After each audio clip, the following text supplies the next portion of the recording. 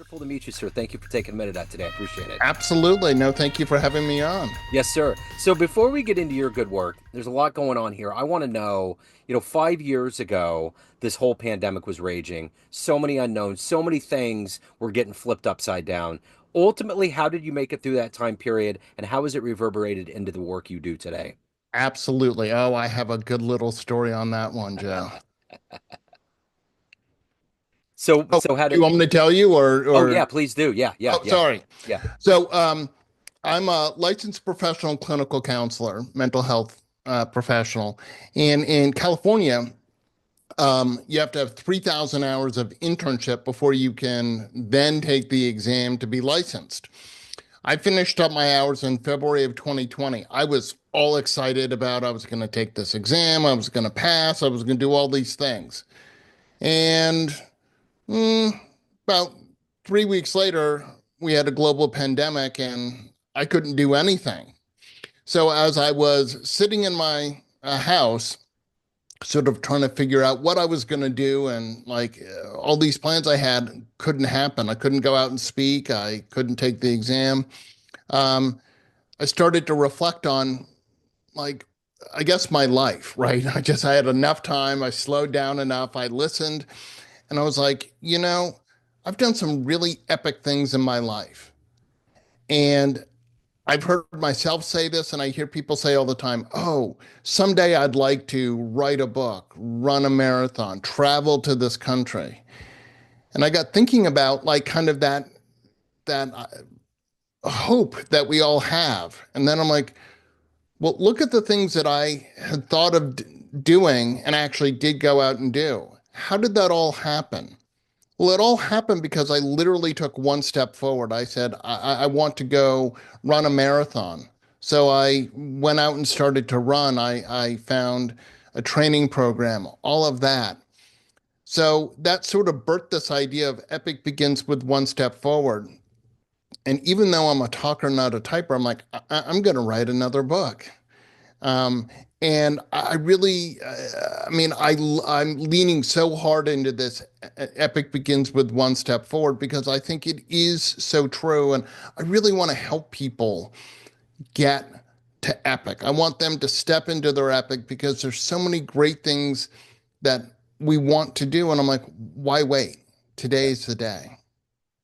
It's totally true. I think about that with it is kind of a thing that people say when they hit that midlife thing. This is what I want to do. But it just seems like all of that should can be stringed together during your lifetime if you're serious about it. Absolutely. And here's the thing, Joe. So many of us have already done epic things, and yet we discount it, Yeah. right? If you and I were, we're talking, you probably done, you've got a radio show and a podcast. That's pretty epic. You might downplay that. And I'm like, but why? Right. Right.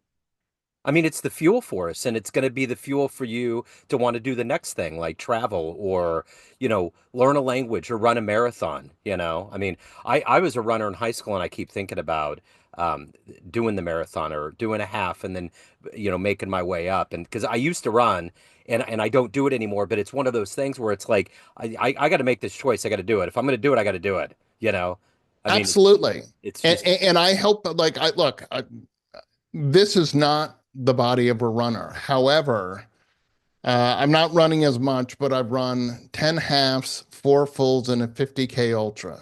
wow. All because I said, here's something I would like to do. The fact that I had no idea how I would ever run 13.1 or 26.2 miles didn't stop me.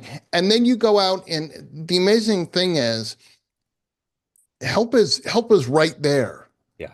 It's at your keyboard. What I did is I joined Team in Training, which is a fundraising side of the Leukemia and Lymphoma Society.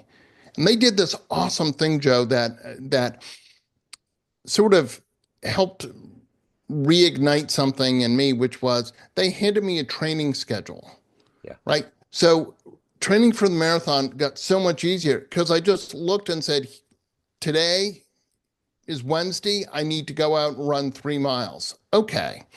And then on Saturday, I'm going to go run 8 miles. Now, look, the 8 miles wasn't easy, but I just had a schedule. It created structure that made it so much easier to achieve my goal. And I did. Structure is so important for all of us on our epic journeys because if with structure, it actually gets really easy. Yeah. If you think of if you want to, cook something, there's a recipe, there's structure. Here's how to bake chocolate chip cookies. You follow the instructions, and you end up with chocolate chip cookies. Yeah. Yeah. Absolutely. So let me ask you this. If we got down, kids always get the truth out of us. If we wanted to get down to the brass tacks of what you do on a daily basis, I'm going to put you in front of a bunch of 12-year-olds at career day. The kid in the back of the room is like, "Hey, what do you do for a living?" How do you answer them? I'm a TV host, a podcast host, and I'm a epic journey creator. So what did you want to be when you were a kid? What was your ultimate dream for your life? When I was young, I wanted to be the next Mr. Rogers. Okay.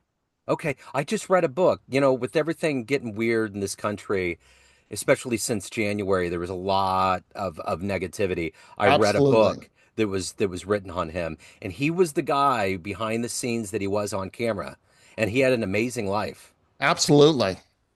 Just Yeah. And so I started a TV show called Epic Begins with One Step Forward. And it all honestly came from the fact that here's been this lifelong dream. I'm not afraid. I'm not afraid to fail. I'm not failing at it. But here's the thing. I think all too often we have big dreams and we think, oh, but I can't do it. And we start to talk ourselves out of like what it is. yeah, Well, Joe, here's a simple fact, and I like to share it with everyone, which is when we got up this morning, we did not have all the answers to all the questions that we'll get today. Yet it didn't stop us from getting out of bed and starting our day. So, why on earth, when we have something that we say, I'd like to run a marathon or a half marathon, or I'd like to, why do we then talk ourselves out of it? Why do we say why we won't be successful? The meanest person in each of our lives is ourself. yeah, yeah, And I just say in my book, I'm like, stop it. Don't be the meanest person in your life. You should be your number one cheerleader. yeah, Here's the thing. I'm kind of in the business of selling me. If I don't believe in me, how is anyone else going to? yeah, Like if we look at a car ad, right? They're not the car company isn't like, well, the transmission might fall out at 50,000 miles and we hope the wheels will stay on.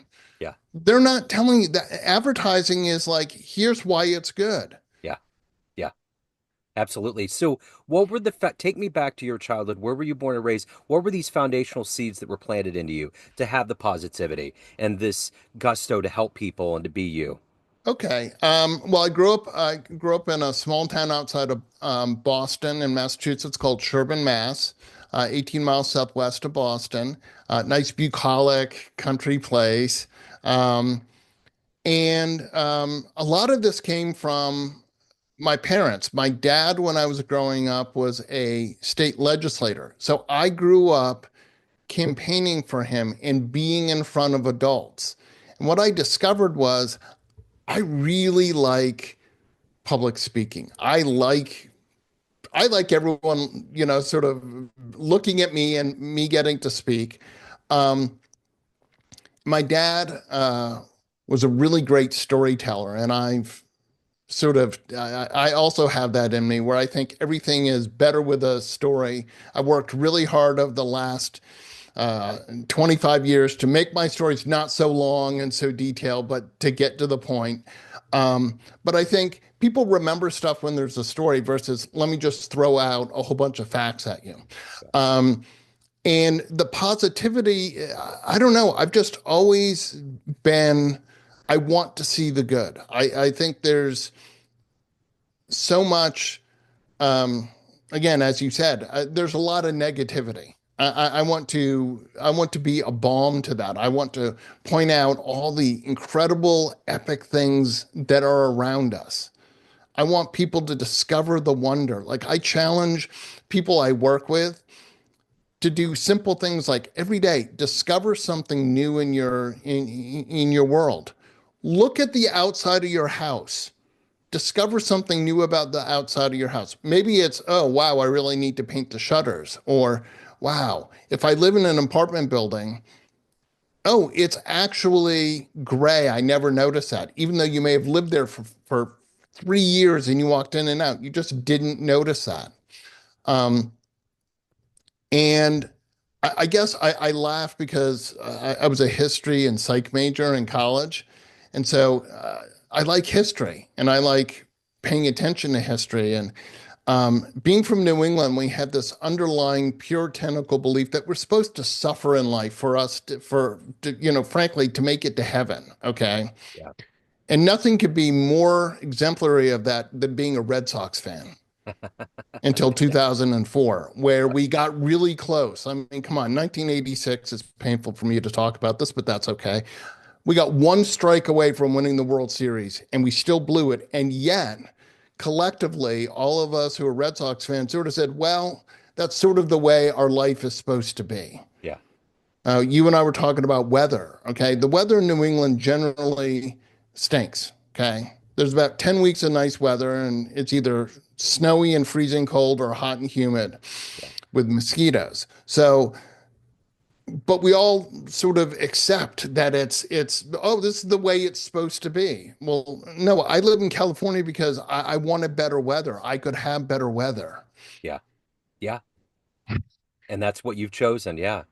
Yeah. And I think people forget that they have choice in their life. Yeah. And choice is not it's not only empowering, it's also scary, Yeah. right? If you're in a job right now that really isn't serving you and you're like, but I'd really like to do this. We get stuff because we risk stuff, Yeah. right? We make gains because we go do something, be it, let's say you want to get in shape. There's a lot of effort that takes getting in shape, Yeah. especially as Joe, you and I are older. It seems it takes a lot longer to get in shape and it's a lot faster to not be quite in good such shape. Yeah. You know what I mean? Absolutely. So, Absolutely. Well, that's the one thing that you've touched on. The cornerstone to all of this is risk, everything you're talking about. So, in your life, what's the biggest risk that you've taken? um, well, I started my own company. I spent 22 years in the corporate world. I did all kinds of jobs that I honestly was not qualified to do. So I worked really hard at some of them to be mediocre, and I wanted more than that. But I spent most of my time as a technical instructor. I taught people how to use software. And when I got laid off for the umpteenth time, as instructors do, education gets canned by the corporate world. They're like, oh, we don't need this person, right? Yeah. I had this, again, I had a moment where I'm like, why am I teaching someone else's stuff when I know what I want to teach? Yeah. And part of what I do, I haven't touched on, but I'd like to right now is I've written 3 books. Yeah. Epic begins with One Step Forward. The other 2 books are around sibling loss. 28 years ago, my older sister was murdered, and obviously that was incredibly devastating. Um, and as is the case in life sometimes, it was an offhanded comment by a friend of mine whose brother had just passed away, which was that before she met me for coffee, she was in Borders Books. For those of you who are younger, bookstores are a place where we would actually go and buy books. Yes. Anyway, she's like, wow, there were lots of books on loss of a child, loss of a parent, loss of a grandparent, loss of a pet. There was really nothing on loss of a sibling. And as I walked away, I'm like, well, I know that. I should write a book. Yeah. And I wrote the book. But because I really didn't see myself as a writer, I sat on it for 5 years because I was afraid to put it out. And I kept telling people, oh, I'm coming out with a book. But Joe, I was no more coming out with a book than I was flying to the moon. Yeah.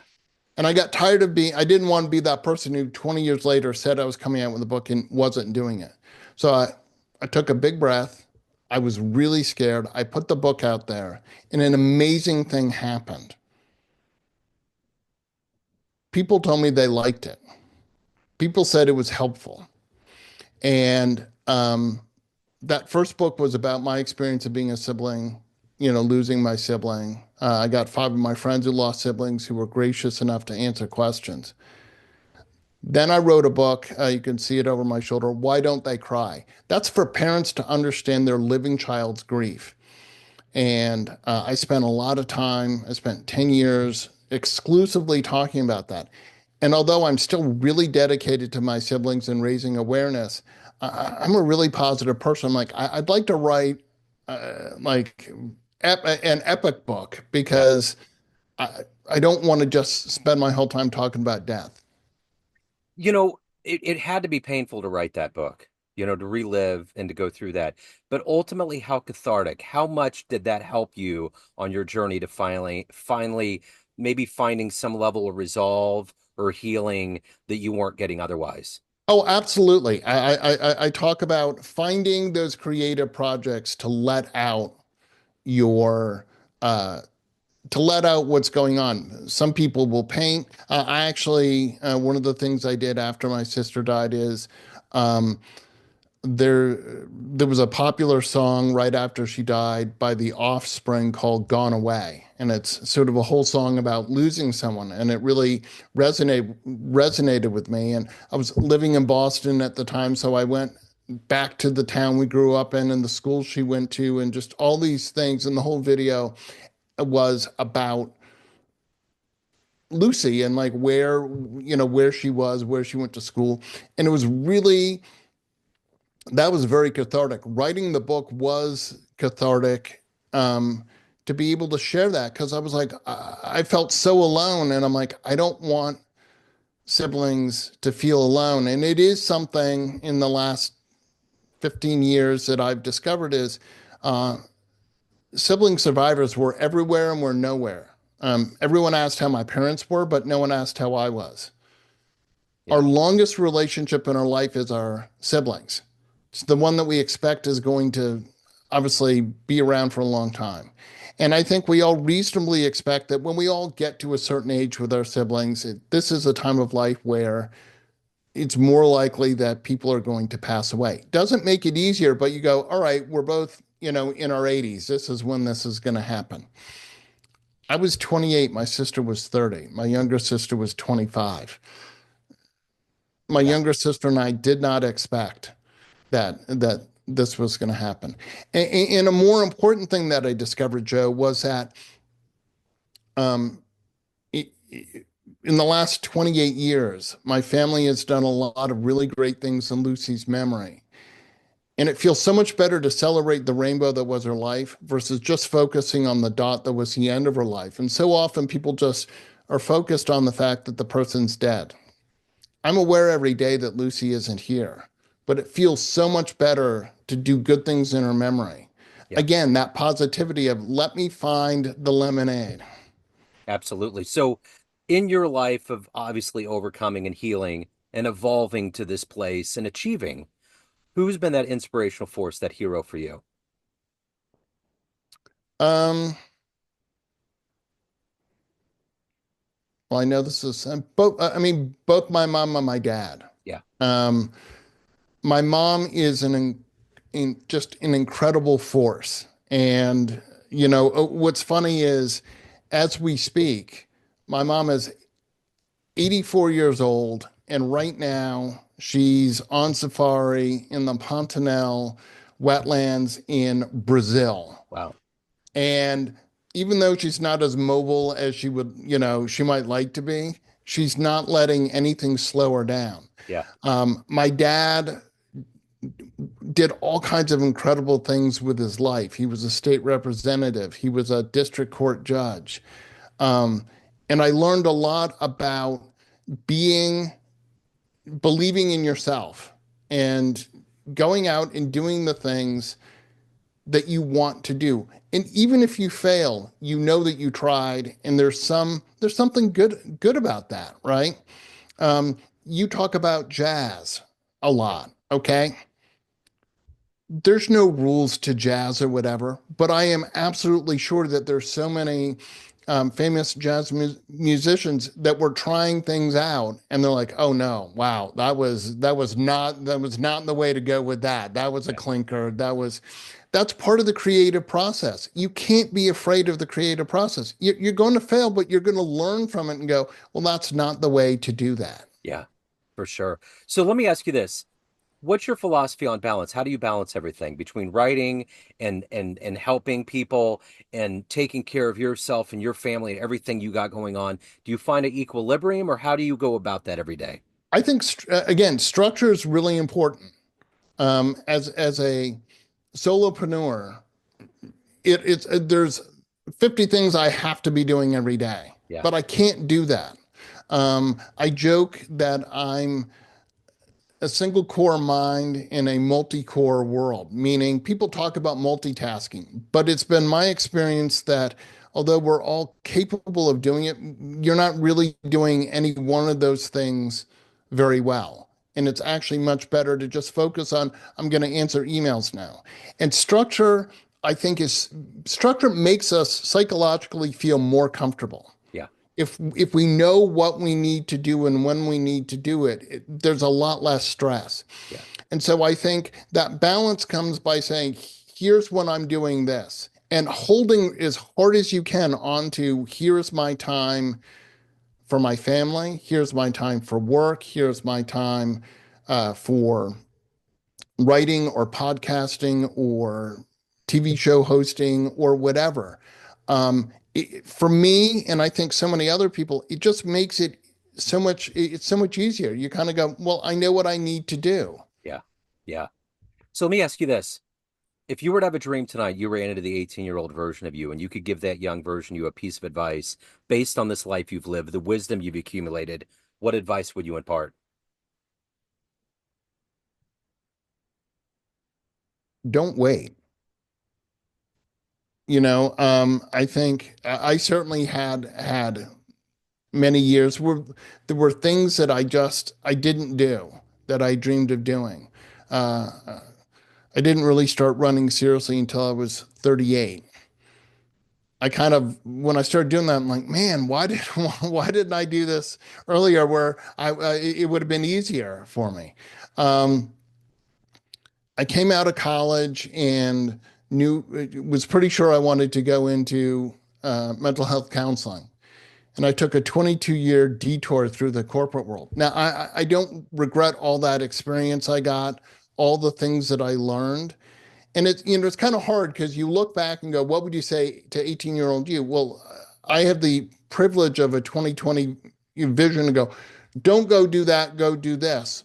But I got to hear because of the experiences I had. So I guess I'd say enjoy all of the experiences, lean into them, learn as much as you can. So if you could tell everybody, go into a room of everybody that you've worked with throughout your career, whether corporate or as a solopreneur, and everybody that knows you in a business sense, you could swim through that sea of people and go to a podium and tell them one fun thing, one fun story about you, wrestling a crocodile, jumping out of an airplane, outrunning a bear, going to an amazing place, first concert, something cool that would humanize you in a different way to them. What story would you tell that room of people?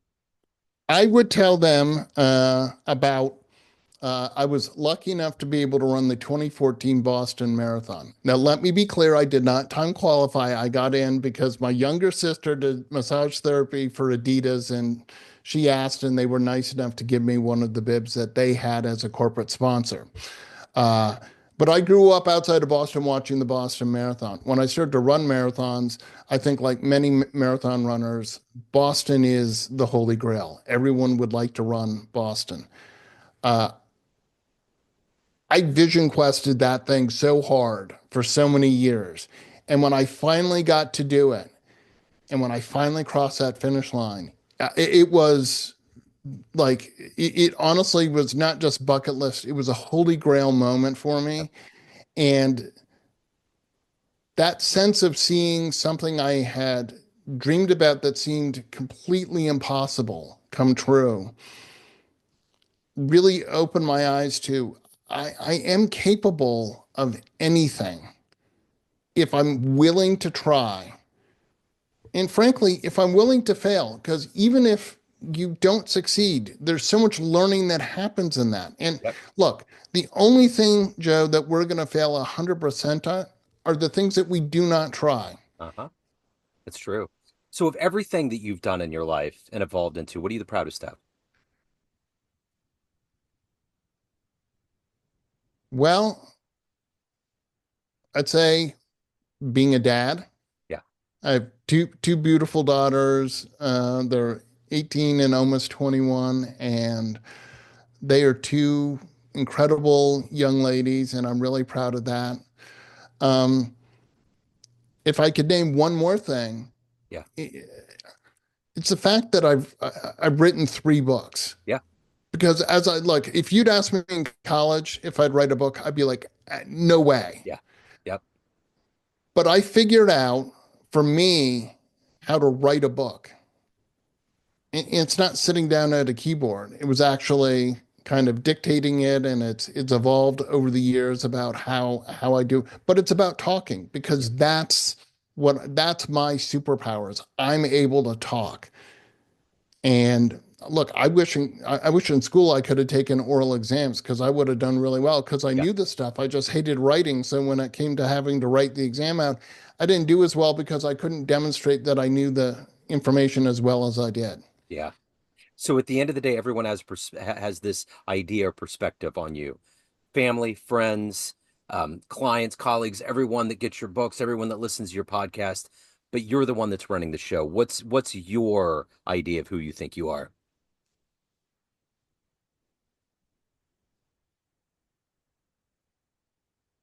Well, here was a title that uh, someone said to me, and I lean into it. I am the God of enthusiasm.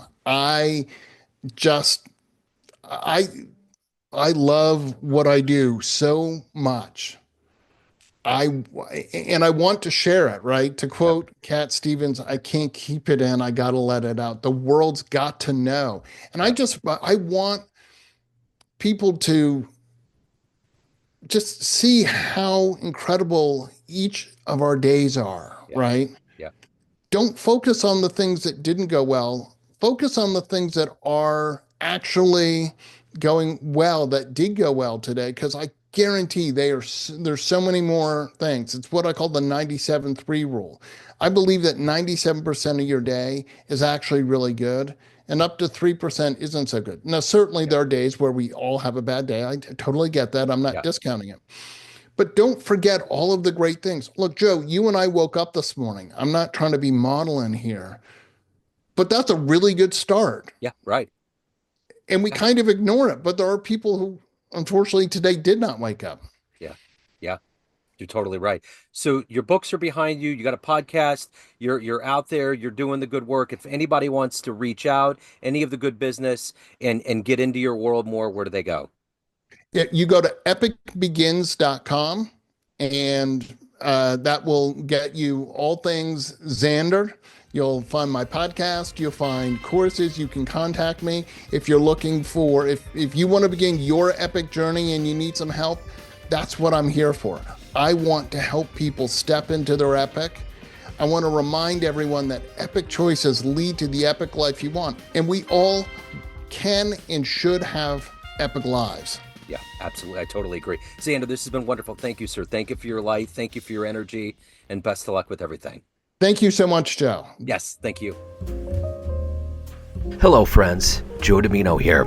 I just wanted to let you know that after 30 years or so, I have finally released my first book of poetry through the mighty Spartan Press here in Kansas City, Missouri. As the creator and host of both Neon Jazz Radio and the Famous Interviews with Joe Dimino podcast, along with being a visual artist, I'm ready to embark on a new adventure and want you to be a part of it. You can get a copy online via Barnes & Noble, Amazon, and actually on the streets in Kansas City at the great Prospero's bookstore off 39th Street. You can also visit joedimino.com for links to the book, to more poetry, and everything in my world, including paintings. Thanks for all of the love and support over the years, and please dig the words.